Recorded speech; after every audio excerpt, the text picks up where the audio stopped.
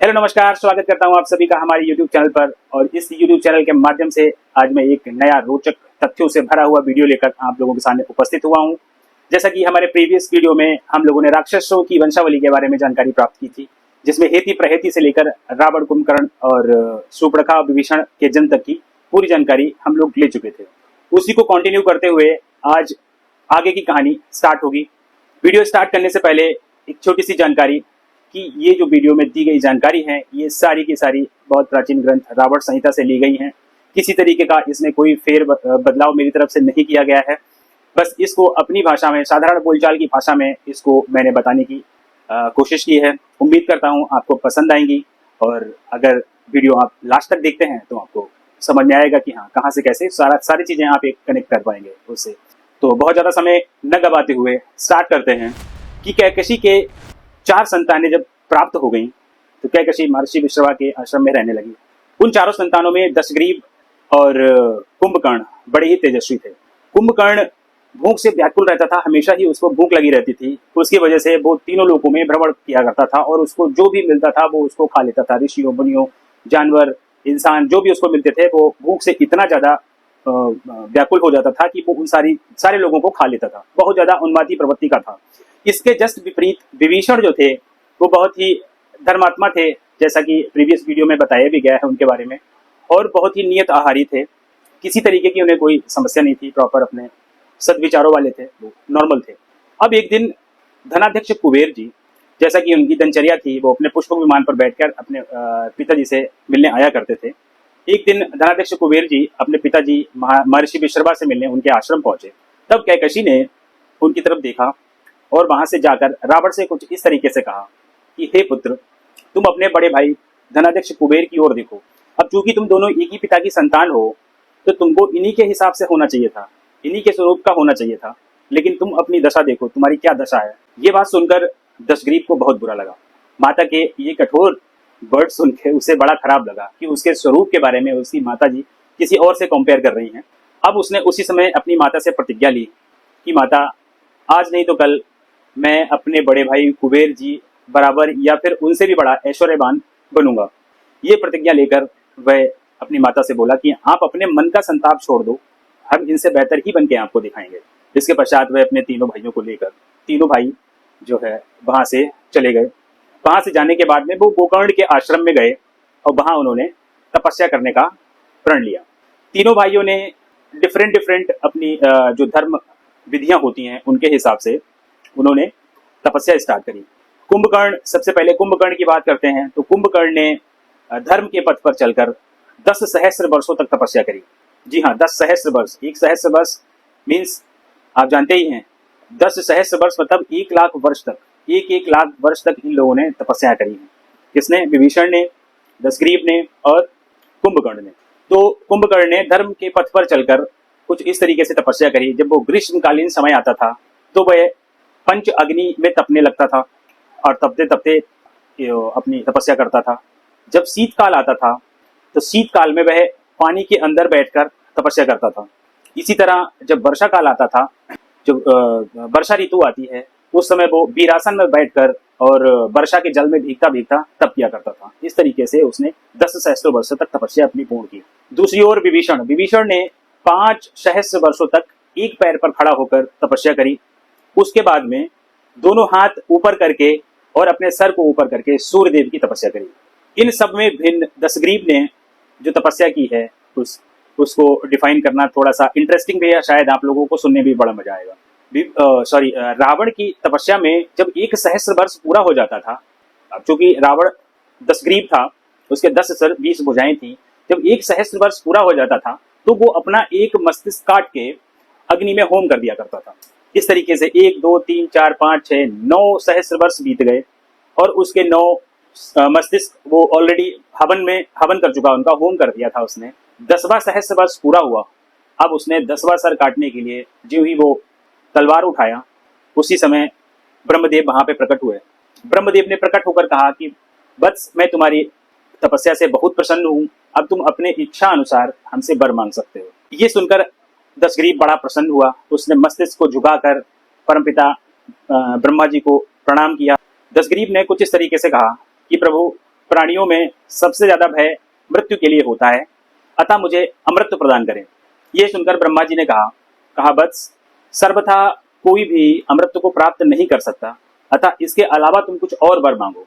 अब चूंकि दशग्रीव बहुत ही तेजस्वी था, बहुत बुद्धिमान था, तब उसने कहा कि हे देव पूजित परम ब्रह्म, मैं यक्ष, नाग, दानव, दैत्य, राक्षसों तथा देवताओं के लिए अबध्य हो जाऊं। ये सुनकर ब्रह्मदेव ने उससे कहा कि ठीक है, ऐसा ही होगा। फिर ब्रह्मदेव ने कहा कि मैं पुनः तुमसे कहता हूं कि तुम इस पे कुछ सोच विचार कर सकते हो। तब रावण ने कहा कि प्रभु, मैं मनुष्यों को बहुत ही तुच्छ समझता हूँ, मनुष्यों की मैं गिनती ही नहीं करता, वो उनका तो आप छोड़ ही दीजिए। फिर ब्रह्मा जी ने प्रसन्न होकर उससे कहा कि मैं तुम्हें एक वरदान और भी देता हूँ, जो तुमने अपने 9 मस्तिष्क काटकर अग्नि में होम किए हैं वो तुमको यथावत फिर से प्राप्त हो जाएंगे। और साथ में प्रसन्न होकर मैं तुम्हें एक वरदान और देता हूँ, आज से तुम जो भी मन में चाहोगे, जैसा चाहोगे वैसा छंद रूप में उसका निर्माण कर दोगे। ये तुम्हारे अंदर कला आज से विद्यमान हो गई, क्योंकि ये प्रकृति का नियम है, वो तो सर्वत्र सर्वव्यापी हैं, उन्हें सब पता है कि आगे क्या होने वाला है, पीछे क्या हुआ है। अब चूंकि ये कहानी आगे किसी और चीज से रिलेट होगी, उसका थोड़ा सा मैं बता दूं। जब चारों वेद की रक्षा की बात हुई, जब चारों वेद कभी राक्षस उठा ले जाते थे, कभी कहीं छुपा लेते थे, कभी कुछ छुपा लेते थे, तब उस समय तीनों देवों ने एक युक्ति बनाई कि क्यों ना इसको हम समाज में प्रसारित कर दें पूरी तरीके से। समाज में हर किसी के पास होगा तो इसकी कोई प्रॉब्लम ही नहीं होगी, किसी से छुपाने की आवश्यकता ही नहीं होगी। तब इन्हीं चारों वेदों को रावण ने सर्वप्रथम श्लोकबद्ध किया था भगवान शंकर के साथ। परमपिता ब्रह्मा से ये वरदान प्राप्त करने के बाद में ब्रह्मदेव वहां से विभीषण को वरदान देने के लिए पहुंचे। उन्होंने विभीषण से कहा कि मैं तुम्हारी तपस्या से बहुत प्रसन्न हूँ, अपनी इच्छा के हिसाब से तुम वर मांग सकते हो। तो विभीषण ने कुछ इस प्रकार कहा कि प्रभु, आपके दर्शन मुझे हो गए, ये हमारे लिए किसी वरदान से कम नहीं है, लेकिन फिर भी अगर आप मुझे वरदान देना चाहते हैं तो मुझे कुछ ऐसा वरदान दें कि जिससे कि कठिन से कठिन परिस्थिति हो, जितनी भी विकट परिस्थिति हो, कोई भी विकराल स्थिति आ जाए, मैं अपने धर्म से कभी भी इधर उधर ना हो, मैं अपने धर्म के पथ पर हमेशा अडिग रहूं। इस वरदान की कामना से ब्रह्मदेव बहुत प्रसन्न हुए। ब्रह्मदेव ने उनसे कहा कि ऐसा ही होगा, और साथ में विभीषण को अमृत प्रदान किया कि तुम्हारी कभी मृत्यु नहीं होगी, तुम धर्म के पथ पर ऐसे ही चलते रहोगे, तुम्हारी मृत्यु कभी भी नहीं होगी। इसके बाद में ब्रह्मदेव कुंभकर्ण के पास पहुंचे।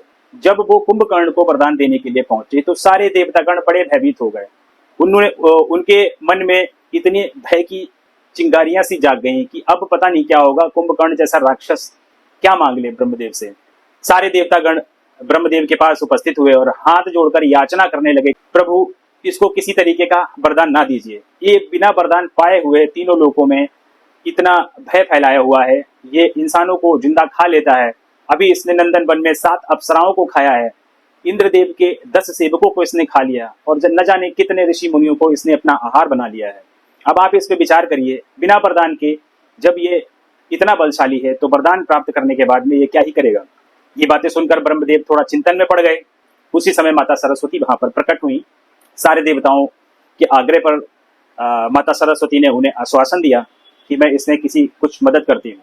जब कुंभकर्ण वरदान मांगने वाला था ब्रह्मदेव से, उसी समय माता सरस्वती कुंभकर्ण की जीवा पर सवार हो गई और उससे वरदान के रूप में कुछ और मांगने की बजाय उसने कुछ और मांग लिया। उसने लंबे समय तक, वर्षों तक निद्रासन में जाने का वरदान ब्रह्मदेव से प्राप्त किया। इस तरह देवता बहुत प्रसन्न हुए कि चलिए जान बची, और ब्रह्मदेव उसको ये वरदान देकर वहां से अंतर्ध्यान हो गए। जब अंतर्ध्यान हो गए, कुंभकर्ण की जीवा से माता सरस्वती जब हटी, तब कुंभकर्ण बहुत विचार में पड़ गया कि ये ऐसा कैसे हो गया, मेरी 10 सहस्रों वर्षों की तपस्या के फल में मुझे निद्रा मिली है, ये मैंने कैसे कर दिया। फिर उसने विचार किया तो सोचा कि ये शायद ही देवताओं की कोई चाल होगी। खैर, इसके बाद तीनों भाई वहां से लसौड़े के वन में जाकर सुखपूर्वक रहने लगे। इसके पश्चात एक बार सुमाली को जब ये ज्ञात हुआ कि राक्षसों ने ब्रह्मदेव से मनोवांछित वरदान प्राप्त कर लिए हैं, तब वो बड़ा प्रसन्न हुआ और रसातल से अपने अनुचरों समेत बिना किसी भय के बाहर आ गया। उसके चारों सचिव प्रहस्त, विरूपाक्ष, मारीची और महोदर, ये भी चारों रसातल से बाहर आ गए और उस स्थान पर जा पहुंचे जहां पर दशग्रीव अपने भाइयों के साथ रह रहा था। सुमाली ने वहां पहुंचकर दशग्रीव को अपने हृदय से लगा लिया और उसको बहुत ही शुभकामनाएं दी। उसने कुछ इस प्रकार कहा कि पूर्व काल में विष्णु के भय से हम लोग लंका को छोड़कर रसातल में जा पहुंचे थे। अब तुम्हारे इस वर प्राप्त करने के बाद में वो भय हमारा दूर हो चुका है। और आज ये जो लंका नगरी है, जिसमें तुम्हारे बड़े भाई बुद्धिमान भाई धनेश्वर कुबेर निवास करते हैं, ये पूर्व काल में राक्षसों की ही थी। राक्षसी यहाँ निवास किया करते थे। अतः अब तुम अगर दोबारा इसको प्राप्त कर लो, जिस भी तरह से साम दाम बल से, बल आदि से अगर दोबारा लंका को प्राप्त कर लो, तो हमारी आकांक्षा जो है वो पूर्ण हो जाएगी। ये सुनकर रावण थोड़ा सा क्रोधित हुआ। रावण को अनैतिक बात लगी। रावण ने अपने नाना सुमाली से कुछ इस प्रकार कहा कि आपको हमारे बड़े भाई के बारे में इस तरीके से बात नहीं करनी चाहिए, वो हमारे बड़े भाई हैं।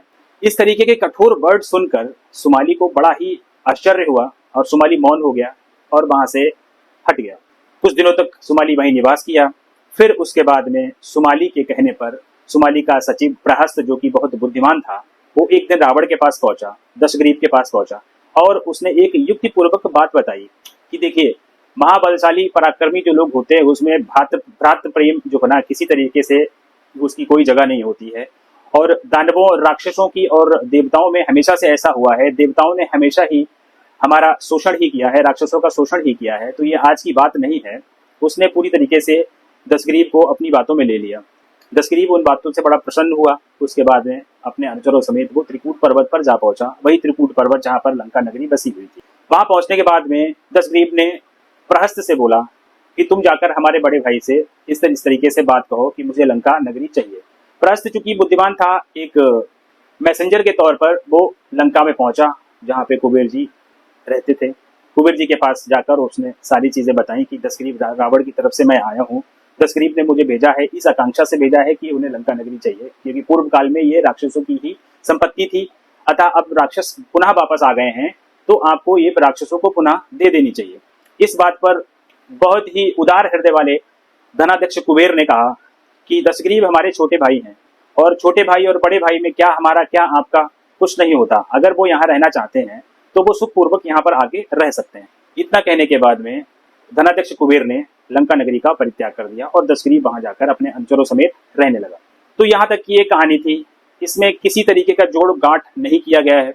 उम्मीद करता हूँ आपको ये पसंद आया होगा, ये वीडियो पसंद आया होगा। अगर पसंद आया हो तो प्लीज़ आप हमारे चैनल को सब्सक्राइब करें, आप हमारे वीडियो को लाइक करें, और जितनी बड़ी हमारी फैमिली होती जाएगी उतना हमारा मनोबल बढ़ता जाएगा और हम इसी तरीके से रोचक जानकारियाँ आपके पास लेके आते रहेंगे। तब तक के लिए धन्यवाद।